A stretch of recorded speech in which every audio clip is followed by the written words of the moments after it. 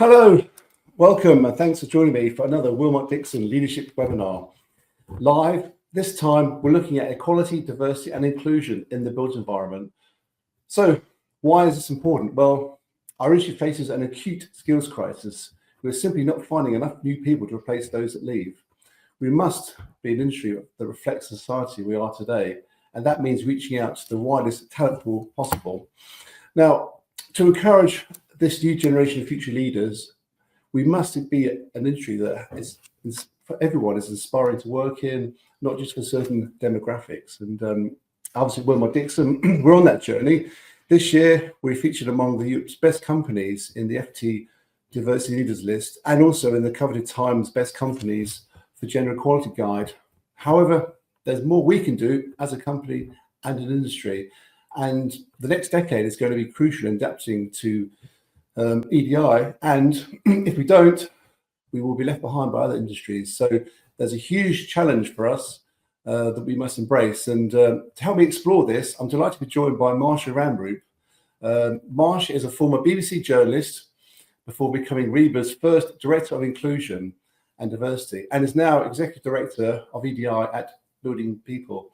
Also, she runs her own consultancy, Unheard Voice, and recently published a new book called Building Inclusion, which you can see in the background and also in the background there. So it's a great book, and I recommend anyone buys it and reads it because it's got some fantastic research in. But anyway, welcome, Marsha. Thanks for joining us today.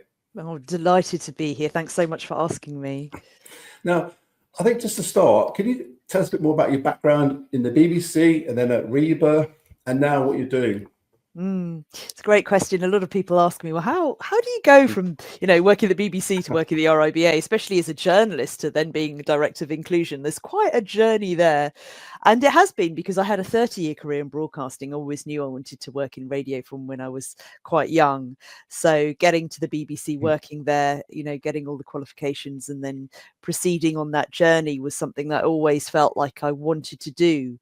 And as I sort of navigated my way forward, and I was working mostly in communities when I was at the BBC. So I'd go out into communities and I'd ask them, what are your stories? How do you want them told? How can I facilitate the telling of those stories? So I'd go in, I'd provide media literacy projects, literally giving people cameras and little MP3 players and then helping them record their stories and helping them edit them. And for me, that made sense because out in our communities, especially in local radio and regional television news where I was working, that is where our audience was. That's where the stories were. That's the community stories that we needed to be telling. However, that isn't always the way we went about our news gathering. And me trying to make an argument to say, well, hang on a second, we need to flip how we do this. We need to spend more time out in those communities, especially, listening to those that we don't normally listen to. And as I tried to kind of have those arguments within the organization, especially as I became a leader and manager, I remember having this conversation with the head of one of the regions, and I kind of blurted out, we need to give the unheard voice a place to speak. And he said, that's a great line. And I said, it's not a line, it's what I believe. But I had never actually articulated it in that way before. But that one sentence has stayed with me, that it came from my subconscious. We need to give the unheard voice a place to speak. And so I started to really solidify my purpose and the way that I wanted to be in the world and do things for others in the world through giving the unheard voice a place to speak. And of course, that makes sense through journalism, through leadership and getting those different people to come and work with us. But then there is so much more that needs to be done in society around giving the unheard voice a place to speak. So I started my consultancy, Unheard Voice. I saw the role to become Director of Inclusion at the RIBA. And I had left the BBC. I was working my consultancy when that role was advertised. And it wasn't so much that I needed that role, but I wanted it. And I wanted to work at the RIBA because I fundamentally understood the spaces that we inhabit as humans affect how we are with each other. And I was really aware through various experiences and things that I'd heard that those spaces kind of fundamentally shape, are we behaving inclusively, or are we not? And so Mm. I felt that if I could influence the creation of inclusive spaces by doing that role at the RIBA, that I could influence the creation of an inclusive. Yeah. Just, I was just going to say actually, because the role, the EDI type roles are relatively newish. I mean, we see them pop up now a lot, but they are a recent phenomenon of the past couple of years. And by definition, I guess going into these organisations in that sort of role, it's very easy to ruffle feathers and take people out of their comfort zones. And it must be quite tough to actually take people on a journey, which sometimes they're not always comfortable with being on. Yeah, it is very much so. I mean, the roles have been around for a while for those forward-thinking companies that have recognized the power of inclusion and inclusive cultures. But yeah, there was very much after the death of George Floyd, there was a realization. A lot of organizations were doing that bit of introspection and found themselves wanting.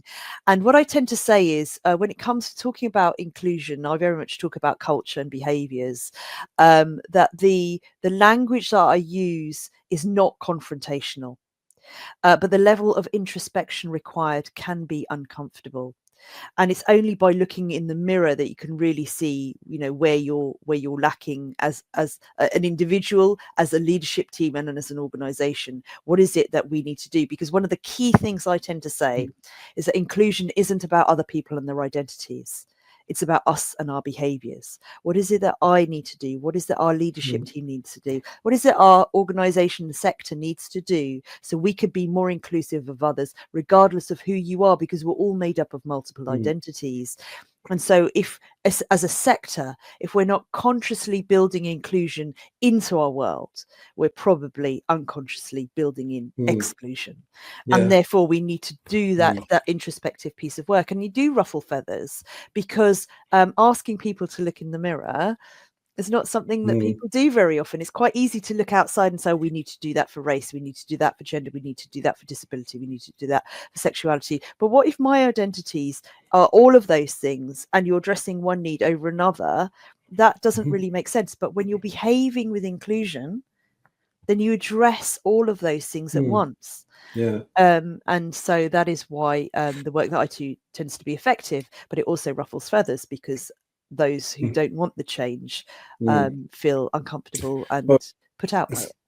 I suppose the elephant in the room often is unconscious bias, and you're dealing with people with very set views and opinions, and having to sort of take people on a journey, because we've already established that this is so important for the industry, for the future, the vitality, the ability to attract a new generation of quality leaders, to basically make us a place that people aspire to work for, and that's an industry as much as a company. But how do you deal with things like unconscious bias that exists? It's a really, really good question. So unconscious bias exists in us all. One of the key facts that I tend to use is, and one of the books on my shelf here, is by a guy called Timothy Wilson. And about 2 decades ago, he did some research and he pulled together all the different bits of research around sort of the way that our brains think. And he discovered at any given second, your brain is processing 11 million pieces of information. But at any given moment in that 11 million pieces of information, if you have access to all 5 senses, you can only consciously process 40. So your brain is processing 10,999,960 bits of information, of which you were completely unaware. You were shortcutting information all the time. And so these shortcuts called heuristics, they're actually the source of bias, because you get lots of other different bits of information: socialization, political narrative, technological changes, ideological, the way you're educated, the way you're socialized from young. All of these messages that you receive create these shortcuts and biases. And so therefore, to be human is to be biased. It doesn't matter whether you're of a racialized background or of you're not heteronormative, whether you have a disability, you have biases. And therefore we have to recognize that there was a piece of research that pulled together 90,000 participants who in various studies on unconscious bias awareness training, and the interventions around just knowing and learning about unconscious bias, they don't work to mitigate them. And so one of the authors of that report said, you don't try to change your bias, instead work around it, teach people to create procedural changes to mitigate it. So I talk about we need to create procedural changes to mitigate the impact of bias, and the way that you navigate unconscious bias individually and systemically, because in our systems, institutions, and in society, bias exists. Unhelpful bias, by the way, I tend to describe this as, because when it impacts, when our behaviors individually and then organizational and sector behaviors impact people in certain ways, that's when it gets unhelpful. So we create those procedural changes by having a inclusive behavior framework, and then you implement procedures, policies, and practices. So I talk about systemic change to create inclusive cultures to mitigate bias. It's not one-off initiative. So having a women's leadership program is fantastic. We need that to support underrepresented groups. But that is a symptom. It's dealing with a symptom. So how do you deal with a problem that creates the discrimination, the underrepresentation in the first place? That is through systemic change. So there are two pieces of work that need to happen: create inclusive cultures through policies, procedures, and practices and behaviors, and then diversity initiatives to support the underrepresented at the time. Yeah, I'd say any aspiring leader and anyone that wants to run and be part of successful teams, you need to be self-aware. You need to deal with unconscious bias. Also, you need to deal with emotional intelligence. These are such important fundamental principles of how you can be an effective leader that inspires people to greatness. And that's such an important area. And it's nice to see that your book and your work picks up on that and how to tackle that. And it's not just about, as you say, coming up with rules initiatives. It's about tackling the root cause, isn't it? That's right. And you mentioned emotional intelligence. One of my key areas of expertise is something called cultural intelligence. So cultural intelligence, I'll give you the definition of it, is the capability to work and relate effectively across difference. So it's a capability, it's an improvable skill, but it's about working, it's about functioning, it's about what you do, but it's also about relating, it's about relationships, it's about being with people. So it's about effectiveness, and the improved capability around working, relating across all kinds of cultural difference. And the reason why it's CQ is because it's a measure. So people can actually take an assessment to measure their cultural intelligence. And the way that that's different from emotional intelligence is, I tend to say that emotional intelligence is treating other people as you wish to be treated, which is really important, and we need to do that. But cultural intelligence is about treating other people the way that they wish to be treated, and therefore understanding that sometimes people don't want to be treated in the same way as you do under various circumstances. So be it they're suffering some kind of grief, for example, and you might want to be comforted in a certain way, and you go about trying to comfort them in the way that you'd want to be comforted, but actually maybe they wouldn't want that, because there are various other dynamics and things at play, as well as their own upbringing and experiences, which means that they wouldn't want the same. So you can immediately understand how emotional intelligence is important, but cultural intelligence takes it to another level. And the research that's been done around cultural intelligence has been around for a couple of decades now. The key question is, what's the difference between those that succeed in today's multicultural, globalized world and those that fail? So what's the difference between success and failure when you want to work and relate effectively across difference? So you want to know the answer to that question, don't you? Well, apart from the answer being provided in my book, they say that there are 4 capabilities that you need to have and improve and practice and work on and make better. And those 4 capabilities are drive, knowledge, strategy, and action. And drive is motivation. What do you actually want? Do you want to work and relate effectively across difference? And of course, everyone says they want to. But when you're fearful, when you're uncomfortable, when you are defensive, because issues around discrimination can make people feel this way, then that stops you from being motivated. So how do you then motivate yourself? And how do you deal with your own confidence and self-efficacy when you make mistakes? Because we're going to make mistakes. We all do. I do that. Every single day I make mistakes around inclusion. And so recognizing how to deal with those things is a key first capability. But knowledge, what do you need to know? Not just about other living experiences that are different from yours, but like, how does Willmott Dixon work with one of its contractors? Those are different cultures that need to be navigated. What about the language of construction versus the language of the NHS? Those are different languages that need to be understood and navigated. And then you have different leadership styles. So how you might flex your style in different situations, but do you flex your style with different cultures? And these are things that the biggest piece of the puzzle. I say you can't ever know everything about everything and everything about everyone. And so surrounding yourself with that diversity of living experience, especially those who are very different to yourself, that's what's so important. But that's only just 2 capabilities. The third one is the most important, because if you're motivated and you have some knowledge and you go straight into action without stopping to think about what you're thinking about, your point about self-awareness, who am I? What does it feel like to be Willmott Dixon inside a room and representing, even though you might be a small cog in the chain? And how do you then check your assumptions and those sorts of things?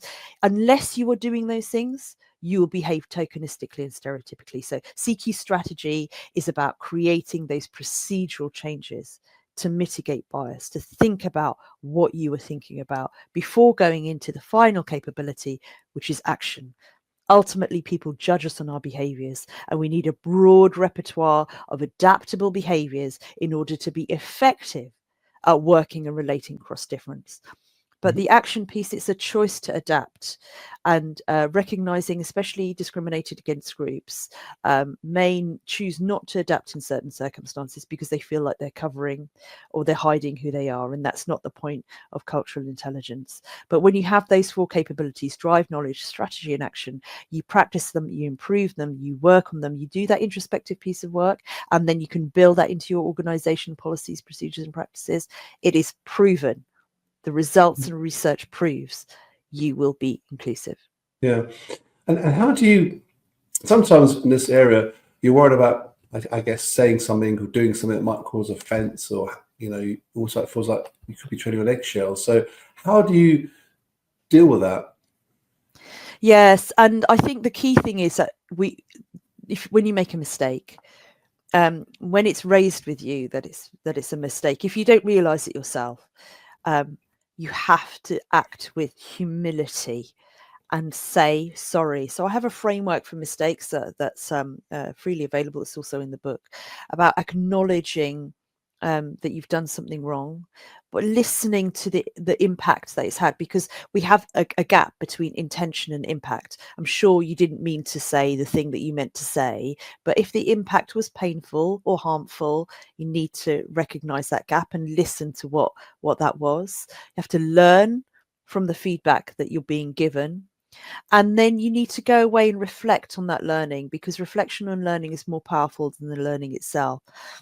And then resolve to move forward differently, because then your apology has meaning, because you're taking away the learning and you're going to act differently in future, really taking on board the impact that your behaviors and actions and words and thoughts have had. And therefore, and I tend to also say, if someone's given you feedback and you've gone through that little process for yourself, go back to them and say, look, this is what I've learned from this. This is what I intend to do differently in future. What do you think? Do you think that's a good process in future? And they may well have some useful insight for you as well. And so I like to quote Maya Angelou, who says, forgive yourself for not knowing something before you learnt it. We make mistakes, and sometimes they can come back and haunt us, and it can eat us up inside. But give yourself that break, saying you didn't know before, you know now, and you'll now do things differently, and that helps you to deal with that mistake. Yeah, these are all sound concepts for any leader growing, developing their career and becoming, someone they want to be, because everyone wants to get on and have a successful career. Just looking at EDI in the built environment, I mean, how do we fare compared to other sectors? I mean, are we same? Are we sort of slightly behind the curve, ahead of the curve? I mean, how are things matching up? It's a very good question insofar as when we look at ED&I is a strategy. That is what it is. It's a business strategy. It's the name, equity, diversity, and inclusion, in order to create inclusive culture and behaviours and effective workplaces. And when you ask me how is the sector doing in terms of ED&I, when it comes to representation of diversity, it's not necessarily doing very well, but it's not necessarily doing better or worse than other sectors, because there are other sectors that are as bad, if not worse. You might think about, finance. You might think about technology. When it comes to representation, you might say the NHS is doing better, or the arts and culture is doing better. But when you look at the leadership of who's actually in charge and who's still making the decisions, you've got the same overrepresentation of, generally speaking, white, heteronormative, able-bodied men, and usually based in the southeast. I like to quote Marcus Ryder and Lenny Henry. They wrote a book called Access All Areas, a Manifesto for Change for TV and the media. And in that book, they asked the Office of National Statistics for some demographic statistics around, what percentage of the UK population is white, able-bodied, heterosexual men based in London South East. And the ONS provided the statistic that of the whole of the UK population, the percentage that is white, able-bodied, heterosexual men based in London South East is only 3.1% of the UK population. But if you look at the demographic of those who are in charge of our political institutions, economic institutions, media institutions, built environment institutions, professions, and so on, it's overwhelmingly represented by that particular demographic.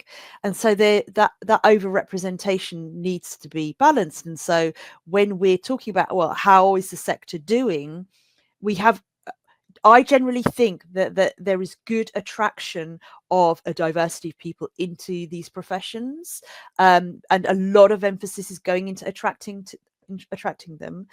But the reason why people leave is about culture and behaviours within the sector, and that is where there needs to be greater emphasis across the sector, because if we can keep the diversity that's attracted to the sector, we wouldn't be having the problems of leadership and everyone doing the soul searching as to, and navel gazing really as to why aren't we doing better. And so that is why I tend to talk about culture and behaviours rather than ED&I, which is the strategy to bring about things. And not enough people are looking at that holistically. There's a lot of, like I say, these disparate initiatives around different identity characteristics, but inclusion isn't about identity. It's about us and our behaviours, and fundamentally changing our policies, procedures and practices. It's systemic change that we need. I think as a sector, it's good to have this conversation, isn't it? It's good to sort of like delve into it, because through sharing, through ideas, we are going to tackle it, we are going to get better, and we are going to be a sector that represents the society that we're in. And I guess that's the future, because we can only thrive if we are having that sort of attracting that fantastic batch of quality people from all over the society, I guess. But if you look at ED&I, what were the key findings that came from your book that you think are something which our sector can really address sooner rather than later? I think there's so much to address. What the priority is will depend on each individual organisation and where they feel they are on their journey. I think one of the key things that I would like to see more of in the built environment sector is joint working around this. So all the major contractors and the supply chain, everyone banding around a key strategic vision around creating not only a more diverse workforce, but really importantly, that inclusive culture where people feel accepted, valued, and accepted, so they can thrive in the roles that they want. And so that joint piece of working is probably one of the key things. So I'd say there's 6 things that that any organization needs to look at and the sector needs to look at, and that's providing support for the agenda. And when we talk about support for the agenda, this isn't just about supporting some of those diversity initiatives that I talk about. This is fundamentally leading that culture and behaviors shift. That I keep on talking about culture and behaviors, not just because it's what I talk about and it's what I believe in, it's my area of expertise and I can create, but because 2 reasons. The first is with the Grenfell Tower fire, Thuria Estefan, one of the panelists on presenting the final outcome, said that this is the fundamental change needed in the sector. She said, we need legislation, yes, but there's a fundamental change in culture and behavior that needs to be led by those of us working in the sector. She said, if we're not thinking about keeping people safe in our buildings, this is a massive problem and you're in the wrong job if that's not what you're thinking about. So she said, culture and behaviors is the issue. So that's the first reason. The second, it's actually a reason to hope and to have optimism, because you have full control over your own behaviors. So when you choose to make a shift towards more inclusive ones as an individual and as a lead in your organization, then you can see change. I tend to say when you change your world, you can change the world. And so that's what I mean by supporting that change in culture behaviors. You need to give this agenda time, and you need to give the people who are involved in leading it for you time. You need to give the agenda resource, so making sure that people have access to the learning, the networks, the webinars, the conferences. You need to give support time, resource, effort, expertise. Just because someone has experience of some kind of discrimination doesn't make them an expert in anything other than their own experience, which may be shared, but that is what they're an expert in their own lives. EDI is a strategic business initiative and strategy, and therefore you wouldn't get some random person who knows how to use Excel to do your finance director. So make sure you have expertise. Agency, you need to give the person who's leading this work the ear of the highest paid person in the room, the support and money. This work cannot be done without proper budget, and so many people are expected to do this work for free or for no pay or for little. And like if you're willing to pay George Clooney £10,000 to come and do a talk for you about human rights, then surely you can use that £10,000 to fund the actual strategic change and policy change that can bring about different outcomes for those who are discriminated against, because surely no organization wants to be discriminatory. But when you look at the data, that is exactly what it's telling you. Now, are you collecting the right data? That's another question that needs to be asked of the sector. And I think there is some good data being collected, but only when better data is collected can you prioritize, because you can't boil the ocean. So you need to collect good data in order to know where you're going to do the work. So those are some of the things that I think the sector needs to be thinking about. That's very thought-provoking. And actually, for those watching live, if you do have any questions, then please put those questions in the chat and we'll ask them of Marsha. Let's make best use of Marsha here. Actually, interesting area. So tier ones I'm sure they've got fantastic strategies. They're making progress, but I guess for us, the holy grail is how do we help our supply chain, become an embrace and achieve this? Because I know they want to, but it's hard because sometimes they don't have the resource or they just can't do it. So how do we push this whole thing and support and help enable our supply chain to also embrace this? Because that's what we need to do in the future. Well, there's a whole guide, but and actually chapter 6 in particular addresses this very, very question about how do you procure inclusively, but also how can you support your supply chain to be inclusive as well. And there are a number of different ways, one of which is around learning and development and supporting the learning and development of your supply chain. And there's a great example in here around Heathrow. So there's a wonderful woman called Jenny McLaughlin who has been supporting the work at Heathrow and the supply chain around being inclusive, and that case study's in the book. But there's other toolkits around something called buying social justice through procurement.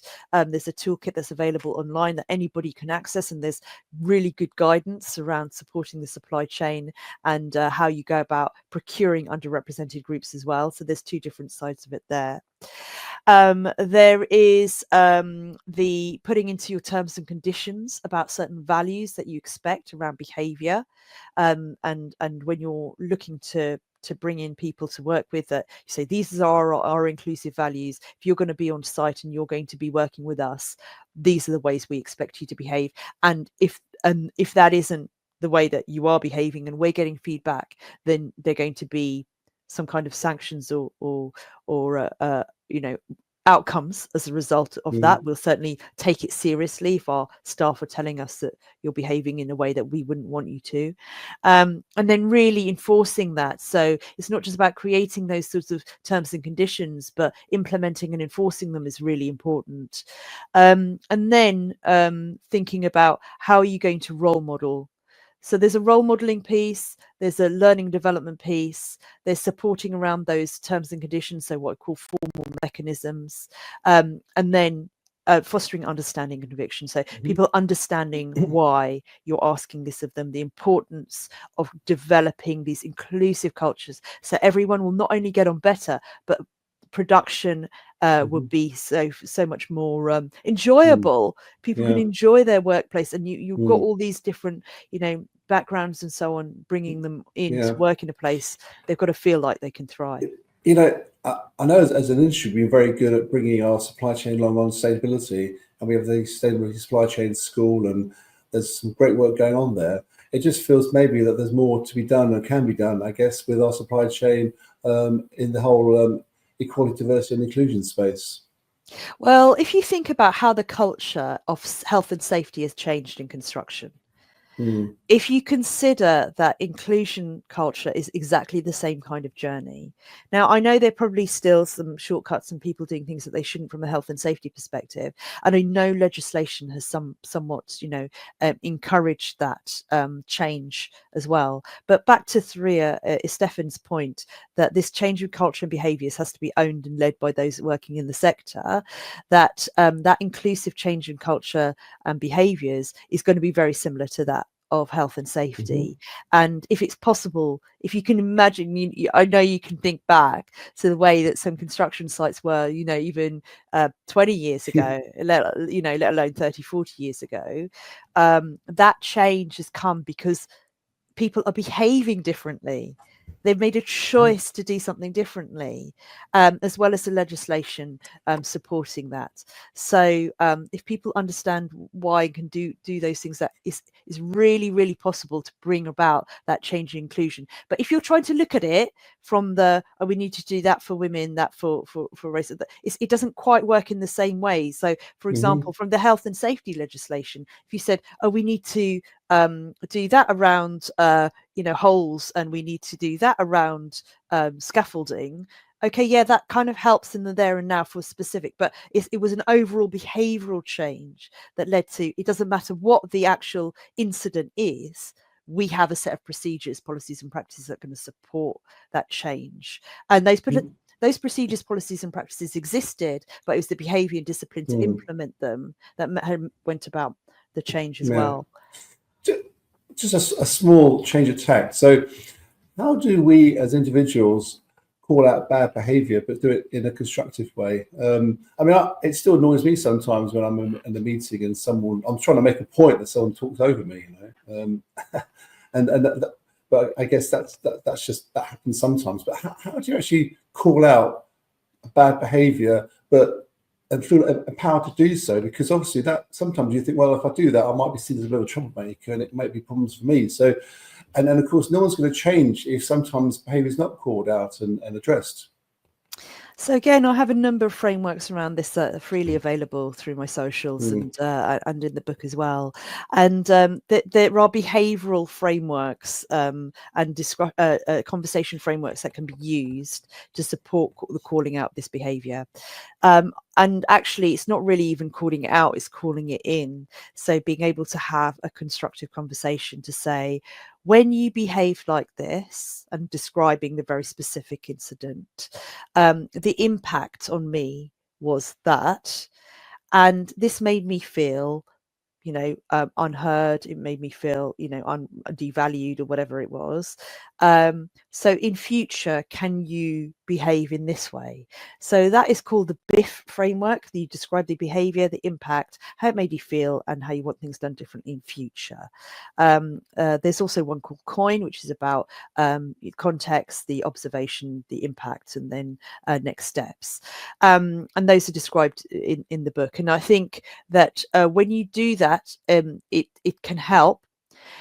What we have to recognize in these situations, though, is that if you come from an underrepresented group and the reason that someone has behaved badly is because of their identity, i.e. someone's acting with what we call microaggressions, microincivility, they're not aware of their bias. This is when it brings us back to that discomfort conversation earlier, making mistakes earlier, that when it's fed back, the person listening needs to really listen intently and with humility, that this is the impact that their behavior has had, and recognize how much harder it is for individuals from underrepresented groups to raise this. And this is where allyship is so important. So those who witness this behavior, being acutely aware of it happening, and in the moment saying, hang on a second, to use your meeting example, I think our colleague here was in the middle of making their point when you started to speak. Let's just finish listening to what they have to say, and then we can hear from you. So there's good sharing, but also good allyship. It could also mean taking that person aside to say, look, I noticed this happened. How did that make you feel? And hearing from them about how it made them feel, and then going back to saying, do you want me to help you deal with this? Is there anything that you wish me to do? And recognizing that sometimes they may want to choose to deal with it in a different way. There's no singular answer about how to deal with difficult behavior, other than to create what we call psychological safety, where people can feel included, where they can feel like there's the opportunity to learn. It's okay to make mistakes, and that you're in an environment where you can hold your hands up and admit to your mistake, that you can challenge. People feel safe to be able to speak up and say, I'm not sure about this, I think we need to think about things differently, and really safe to innovate. And that's kind of going back to all of those things. You feel included, that you can challenge, you can learn, you can make mistakes, and that actually doing something different is okay.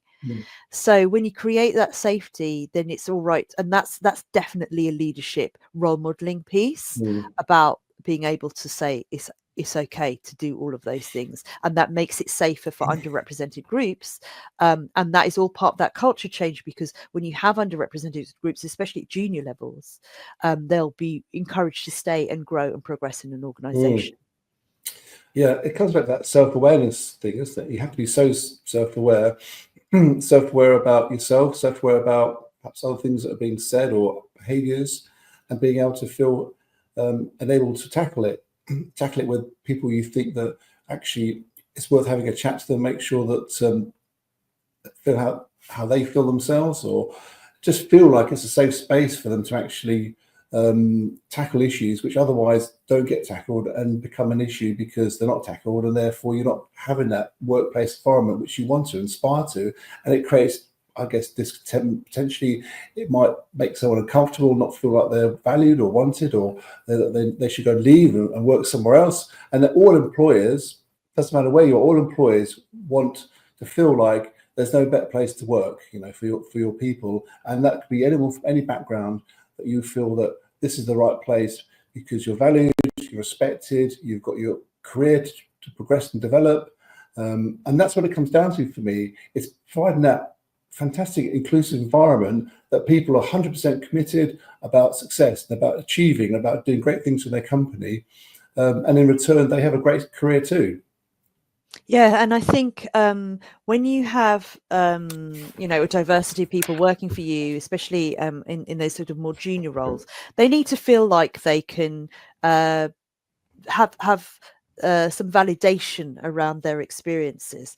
So really importantly, if you have an organization that's got staff networks, for example, really supporting those networks where people can get together and there can be a collective voice as well, especially if people from underrepresented groups feel like there might be some kind of joint experience that needs to be addressed by leadership. That's the point of them. So I tend to say around those networks piece, that they're there to provide insight for leadership. They're there to provide a safe space, to your point, for each other, and they're there to celebrate their identities. But they're not there to do the work. So it's really important that if you've got networks that are creating these safe spaces, that they're given the time, they're given a bit of budget, but they are not there to be the EDI experts. What they can do is they can support the agenda for you, and they're incredibly powerful, and reputationally they do wonders for organizations to say, we've got this network, we've got that network, and we're able to support these different living experiences. But if the insight or there's a lot of emotional labor involved in being part of those and doing the work, and people want to be part of that work because it matters to them. But also, if you've employed them as an accountant, surely they should be spending their day being an accountant rather than being their identity in order to support the organizational aims. So it's really important that time is properly carved out to support those groups, but don't make them do the work, because they're usually hired to do something else, and that they can be informing the agenda, but not unless you're hiring them to do the work. Don't ask them to. Yeah. Just I mean, I can imagine. I walk into a room, and what it must be like if you walk into a room in a meeting, that sort of thing, and there's the people in that room. If you're a woman or someone from an ethnically diverse background, perhaps you're in a meeting of 15 people, and maybe there's one other person, or maybe you're the only person. So it must be quite, I guess, tough in that environment. I remember once when I was in a meeting many years ago. I was actually with a different company, not with Willmott Dixon, a different company, and I had prepared an agenda, and I think I'd spelt the name of a place slightly wrong by one, just very small. And anyway, but they all burst out laughing like it was the funniest thing in the world, and you had a room full of guys just laughing. That made me feel very comfortable, and sort of like I can imagine how other people must feel in that situation. I think from an empathy point of view, it's really useful to try to put yourself in people's shoes when you're trying to figure out how might something feel like for them.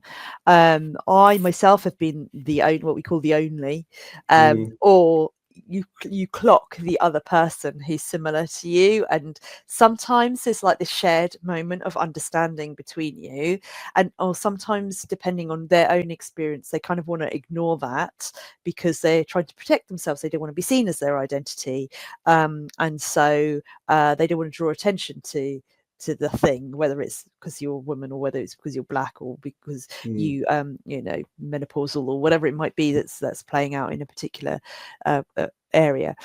And so yes, it can be hard, but it depends as well. I mean, I talk about being comfortable in white spaces because I was privately educated, and there's something about having that background and going through that education system, which means that I can feel more comfortable in white spaces, and they're not all, I can make whiteness feel comfortable, and that's a whole thing that I go through in one of the chapters when I talk about identity. But it's really important to recognize that whoever people are, whatever their backgrounds, that it's you must see people's identity because it's a reason that they can be discriminated against. However, you don't then have to act on any kind of bias that might spring up as a result of that. And being really conscious of behaviours is really important because, like I say, if you're not being consciously intentional and habitual about building inclusion, then unconsciously you are very likely to behaving in a way that acts on your bias. And so you need to really be very thoughtful. And this is where developing your cultural intelligence is really important, because otherwise you can find yourself overcompensating. So The right balance of just being around a diversity of people is really important. So outside of work, if your workplace is very homogenous, going outside to make sure that you get enough experiences so that when you do have those times when you've got some kind of difference in your midst, that you are comfortable with being able to deal with it authentically. Is it possible to pay lip service that everyone talks a good game, but do they really mean it? Oh God, all the time. I see it constantly. That's my biggest bugbear. Because there's a lot of tokenistic, stereotypical tick box exercising going on, and that is entirely the issue that we have in this sector. A lot of people doing the we've got a sheet of paper, a PDF on our website, which is our equality and in diversity policy, and therefore that's our job done. And very much people seeing it as it's is somebody else's job, but it's something that every single individual in any organization needs to take responsible for their own behaviors, how to behave inclusively. And so there's a lot of lip service out there unless we are creating systemic shift around culture and behaviors for individuals, leadership, and organizations. Then the likelihood is that those issues are going to be kicked down the can down the road. And we're not really going to create the change that we want to see and that we need to see. Otherwise, the outcomes we've seen is potentially another Grenfell. I've got a question from Sally, actually. Thanks, Sally, for asking this question. What are your views on setting targets on gender, ethnicity, etc.? I love this question because I don't agree with targets. I do agree with data. So if you don't have the data, you don't know where you are, and data needs to be used to track and monitor and prioritize change so you can see where you're going. But when you have targets, this can lead to the tokenistic approach to things where you're hiring people for the sake of hiring potentially, who may or may not have the right skills and abilities. And may or may not be treated well as well. So you say, for example, you have found a brilliant person who is going to come in and really do everything that you need, and they come from those underrepresented groups. If they're not then treated well in terms of that inclusive culture, everything is put down to not the fact that they couldn't do the job, but down to their identity. And I think you know what I mean there, Sally, in that, you might, for example, say you would have seen it. I mean, I've certainly seen it, and the testimonials in the book. People are hired to do a job, and they come from an underrepresented background. But when things don't work out because they're not supported in an inclusive culture, they're bringing their difference, they're bringing their variety and their innovative ways of working, but it's not acceptable to the prevailing culture. then that's down to them being black, that's down to them being a woman, that's down to them having a disability, not because the culture didn't allow them to thrive and bring their difference and for that. So that's why I fear targets, and I don't advocate for them. What I think is underrepresentation is a symptom of not having inclusive culture. So work on the culture and the outcome will be the diversity and equitable outcomes. If you're just looking at targets, you're not doing the right thing. Yeah, that's great. Very thought-provoking and insightful, actually. And is there, if you look outside the built environment, is there a sector or even a company where you think, actually, I'm really impressed that they really got this and they're nailing this and they're doing some excellent stuff?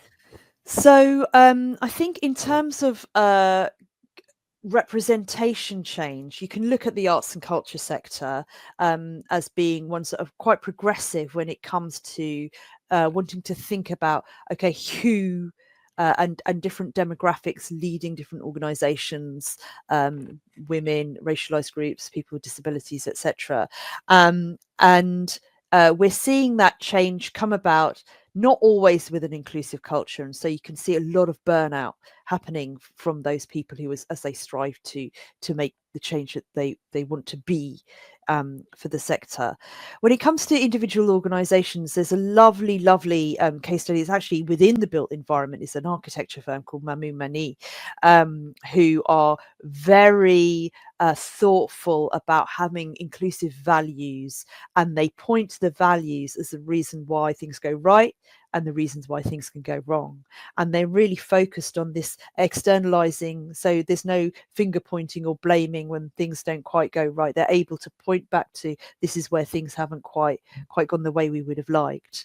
And so that particular example is all about culture. They feel that they've got a really good inclusive culture, behaviors, and consequently as an organization, as a practice, they're very mixed when it comes to backgrounds and even levels of education, where people are from in the world. All of those things that are represented, but they didn't set out to tick boxes around targets. They just have that inclusive culture. Is there a correlation? I mean, if you look at successful companies that deliver year-on-year predictable profit growth, is there a correlation between those companies and companies which are tackling and addressing and being market leaders, if that's the right phrase, for how they approach ED&I? Yeah, so a good example of that would be something like Patagonia. So that's a really sort of radical, if you like, approach to running an organization, which was all about the people and the people thriving. And it wasn't even about, it was essentially is an expensive luxury brand, but also looking at sustainability. How can it work in harmony with the planet? The way that they use money to then put back into the world, the way that staff would, where they were, look to develop green spaces, all that kind of values driven approach. And then of course the Yvon Couchard then creating a trust and giving all of his money away to make sure that the planet was bettered.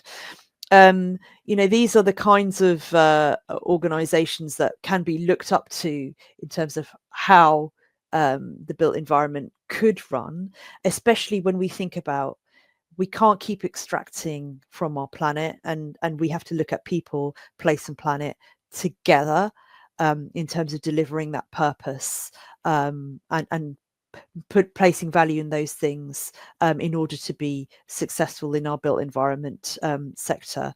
I feel like I've gone off the question that you asked, but very much Patagonia as a business model, if you like, worked, and he made billions and he was hugely profitable. So that's one example.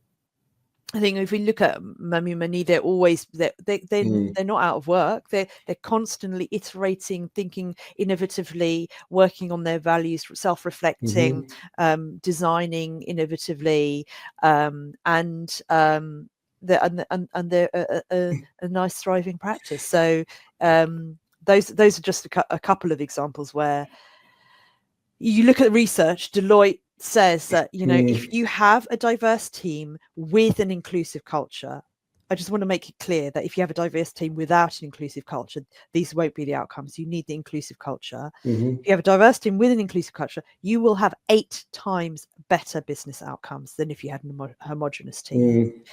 And you'll be 6 times more innovative than if you had an homogenous team. Yeah, yeah. That's the So thing. Mm, the statistics are out there. It's just it feels mm. uncomfortable to do something different. Yeah. I appreciate we're sort of coming towards the end. It's been a fascinating.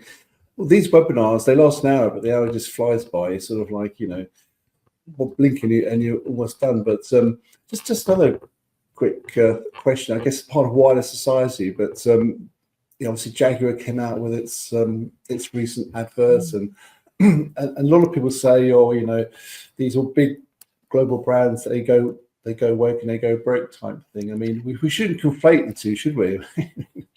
But that's how Uh, the media like is to it, brand it. I mean, one of the interesting things about the term woke is that Mm, it's been requisitioned to become, you know, pejorative, but it just means that you're awake to discrimination. mm, You're awake to wanting to be better and more inclusive in the world. You're awake to the inequality that exists in our society. Now, people might say, "Oh, you know, something is a woke agenda," but actually really understand what it is that is so problematic about that in the first instance. Um, uh, there are various opinions about, you mm, talk about Jaguar, about, you mhm, know, the effectiveness of that campaign, and how people from especially the pride and intersectional communities feel about it is very divided actually, mm, mm, about whether it's really tokenistic, because, you know, I self-identify as bi, and mm, I don't know that, like, would that make me want to go out and buy a Jaguar? Well, you know, not everyone who identifies with mm, the LGBTQ plus community is acts in a particular way, or is a particular, mhm, and some people might look at that ad and say, well, that's quite sort of a stereotypical version of what that community looks like, for example. And mm, so really recognizing mm, that there's a breadth of experience, and if you want to do things differently, really listening to your audience is a really key mm, thing. And when it comes to the built environment, the world is our audience. The world is where we're impacted. The mm, world is our communities.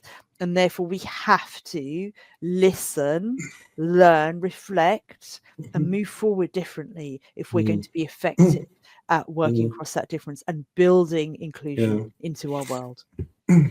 Yeah, that one last thought. I mean, I know that there's been a lot of media recently around Greg Wallace and what he said about women of a certain age and class, that sort of thing. But I think perhaps what he should have said, which should be a much more meaningful contribution, he should have said, well, actually, comments and allegations have been made against me. I now need to self-reflect and work out if I have let myself down, if I have not been a good person, then, you know, I need to reflect on why that's the case, you know, because everyone goes out to work and they want to make a positive contribution. You want to achieve things, you want to make people happy, you want to make people successful.